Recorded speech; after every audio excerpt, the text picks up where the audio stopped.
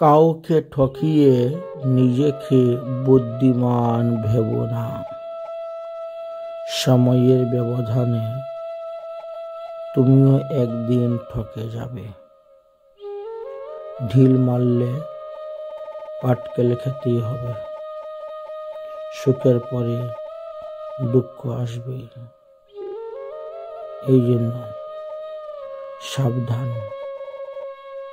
অন্যকে ঠকাতে যেও না, তাহলে নিজেও ঠকবে না। অন্যকে দুঃখ দিলে তোমাকেও দুঃখ পেতে হবে। অন্যকে কষ্ট দিলে তোমাকেও কষ্ট পেতে হবে।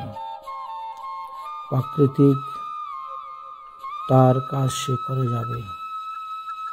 তাই বুঝে শুনে বিবেক খাটিয়ে জীবনে চলুন।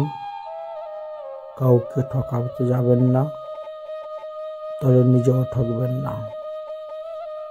যারা নিজেকে বুদ্ধিমান বলে মনে করে, আমি তো মুখকে ঠকিয়ে দিয়েছি, কিন্তু কোনো এক সময়ে তাকেও তার থেকে বেশি ঠকতে হয়। এই জন্য এই ঠকাঠকের হিসাব নিকাশটি নিজে বুদ্ধির দ্বারা, বিবেকের দ্বারা করো। তারপরে সেই রকম কাজ করে চলো, তবেই তুমিও নিজে দুঃখ পাবে না। যে যেমনটা কর্ম করবে তাকে তেমনটাই কর্মফল ভোগ করতে হইবে। তাই সাধু সাবধান।